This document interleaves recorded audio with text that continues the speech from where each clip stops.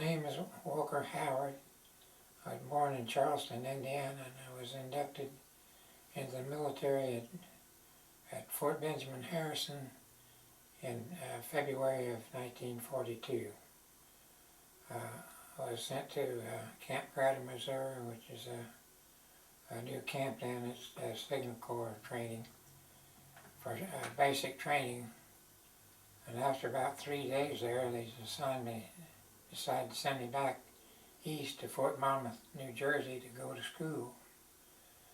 And incidentally, this is a signal repair company that I was attached to. I took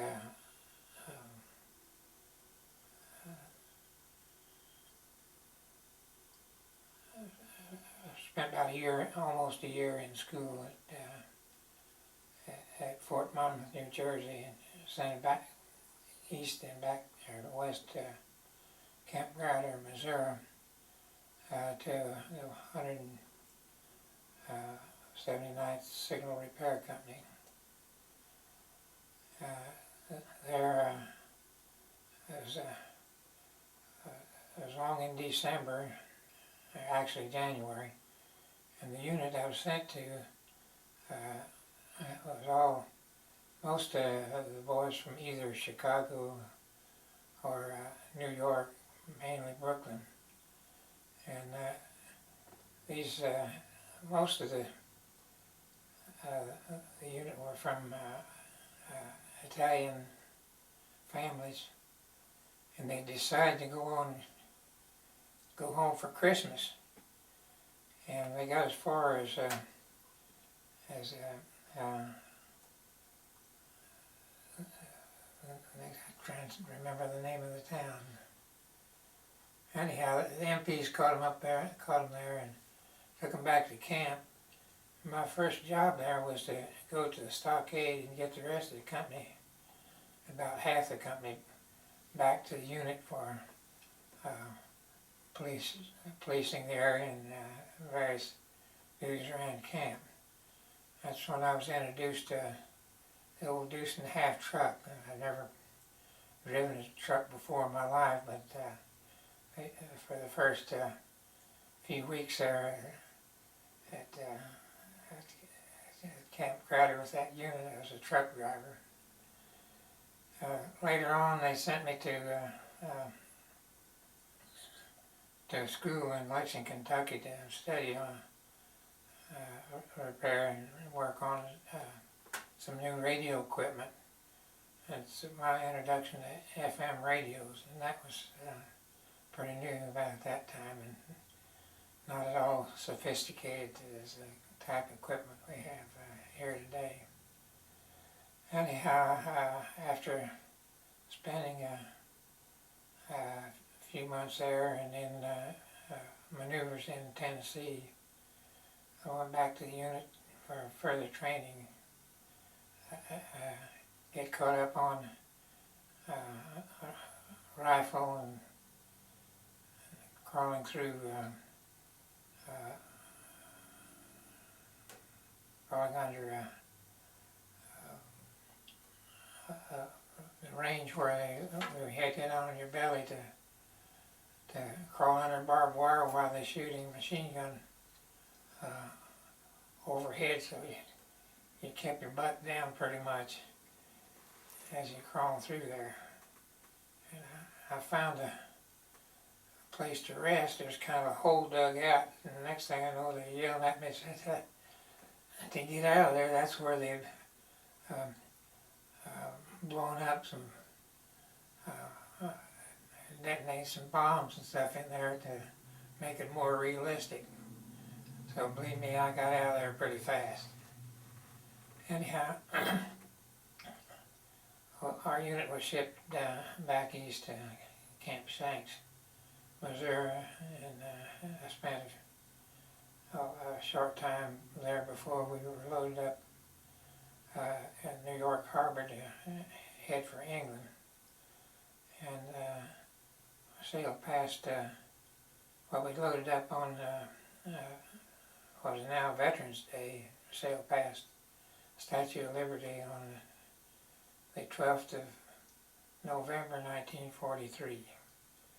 On after an 8-day trip across the North Atlantic, and incidentally, that ship was had been a passenger ship on a run to South America. They made one run from England to South America before it was confiscated to by the British Navy as a troop ship, and I spent 8 days on the deck.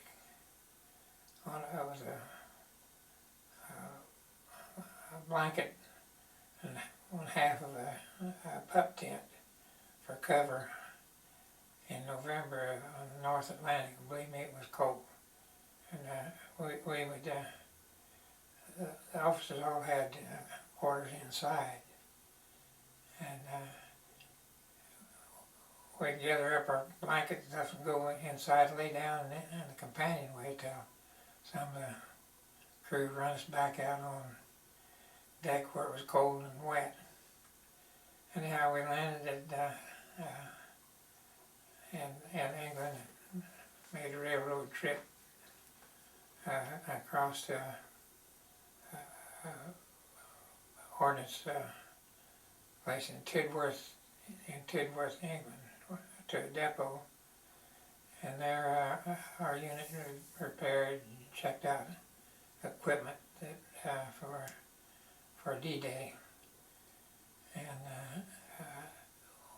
we stayed there. Incidentally, we knew when D-Day happened because I've never seen so many planes in the air at one time. They just practically covered the sky, both coming and going to France and returning. And how we went on our unit, finally went to a staging area at Southampton, and we boarded an LST to go to France. And of course we didn't know where we were going to land, but they told us that we'd have to get off the boat before we hit the beach, and I'd spent a lot of time waterproofing vehicles so they could survive in 5 foot of water. But the captain of this LST that we're on put that ship right up on the beach, and they let the front door down, and the Corps of Engineers took bulldozers and pulled sand and rock right up there. We drove vehicles off of the ship and didn't even get a tire wet. So the next few hours was tearing all that waterproofing equipment off of the trucks and vehicles. I had been been suffering from a toothache for about a week, but I was afraid to. I didn't want to go on sick call, because if you missed your boat call, your unit when it was called to board ship for France, you'd end up in a replacement depot, and I didn't want that. So the first thing I did the next day after we landed, incidentally we landed at Utah Beach, I went on sick call and had that tooth pulled. I got rid of that toothache. From there, we went to probably the Germans were still within 10 miles of the coastline where we landed, but we went on south, I guess you call it south and east, to Cherbourg, where until they finally decided what they were going to do with us. And that, from there on,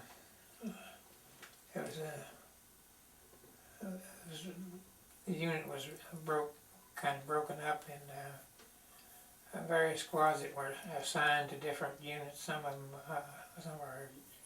went to artillery, and some to ordnance, and some to other signal units. I was a radio repair, and we went several places. It seemed like we were moving around, didn't know where we were going or what we were going to do, and we'd stop various places, and units, usually ordnance and recon units, would bring equipment in that needed repair. We did the best we could with our limited replacement parts that we had, and sent them back to their units. In late 44, the forward advance had pretty much stopped, and our particular unit that I was assigned to was an ordnance outfit. Spent the winter up in northern France, in Belgium, and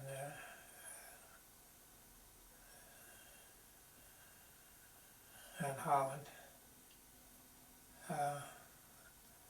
Later on, we were moved back down south after the things picked up after the first year in 44. They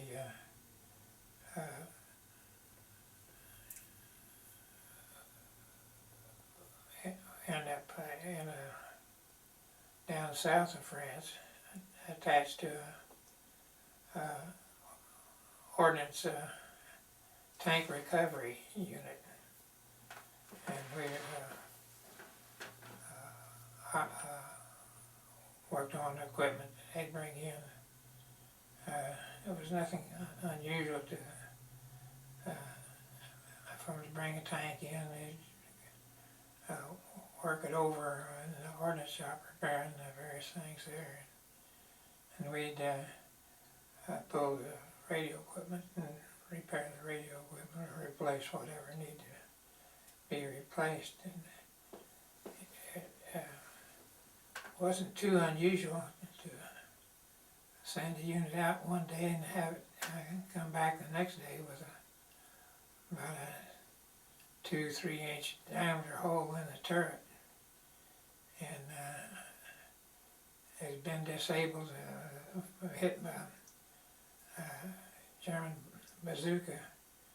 And the exterior, other than that hole, didn't seem to be damaged at all, but the inside was all a bloody mess, to say the least.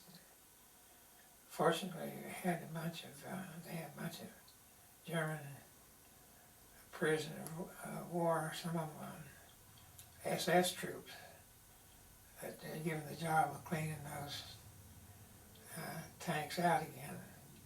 So I avoided that bloody mess. Things went on, and that year I got the job of taking some,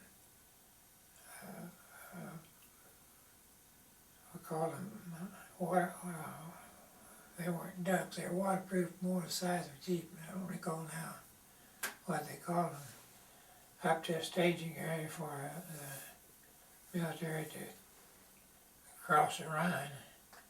And this was in the winter, and that was my first experience driving one of those things. It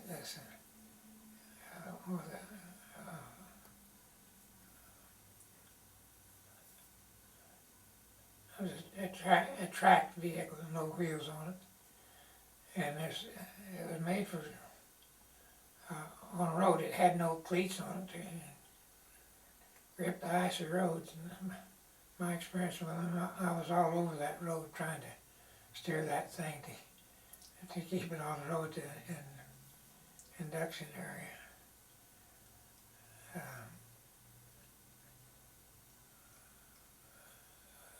Later on, in December, during the Battle of the Bulge, the unit that our unit that was stationed in Luxembourg was knocked out by a shell, and German shell, and one man killed, another wounded seriously. They flew him back to the States, and I was sent up there with our equipment to replace him. And there's nothing much to do there. The people seemed to be normal daily activities. There was some shelling going on at night, but nothing in close. So it was almost like being on vacation, civilians all around. Air raid, they all scrambled for cover someplace, but normally there's activity all during the day. So I spent the Battle of the Bulge in Luxembourg.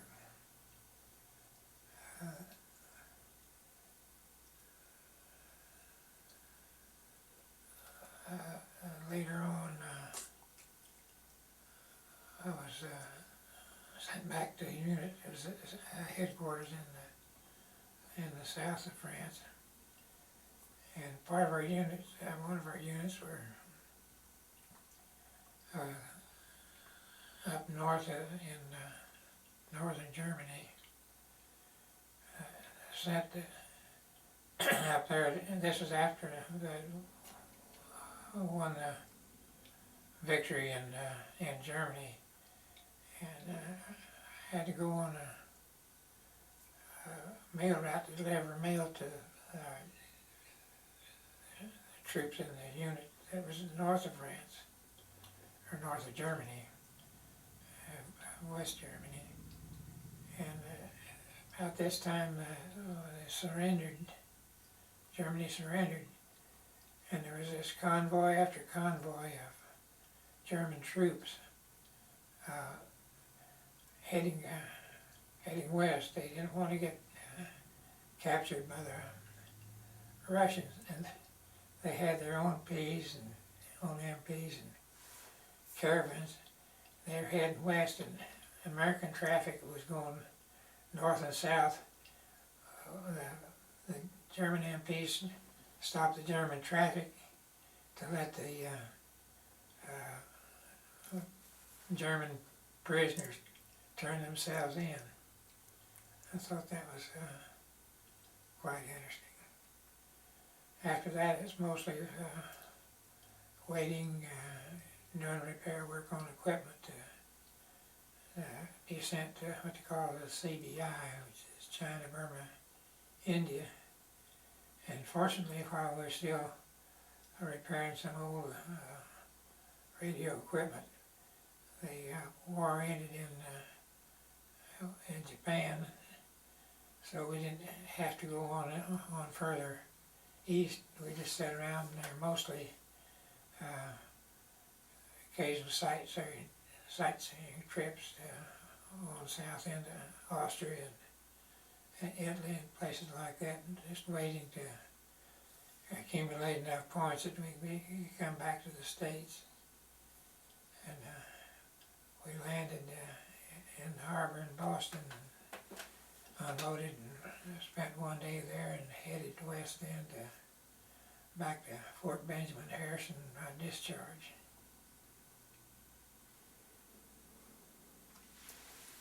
Can you make anything out of that? During the Army time, you end up, as everyone, making some pretty close friends, and I kept in touch with about half a dozen of them, and about one by one over the years, their wives would usually know that they'd passed on. And my best buddy was a guy named Knox, Bob Knox. He's from Waukegan, Illinois, and he ended up going out to San Francisco. He and his wife were in the real estate business there, and I guess it was about 3 years ago, I got a letter from his daughter saying that he had passed on, and he's the last one. They kind of lost him one at a time over the years, and he's the last one that I kept in touch with. And I don't recall exactly where we're going, but we passed a convoy of bodies of American soldiers just stacked like cordwood in the back of a deuce and a half truck. This pilot.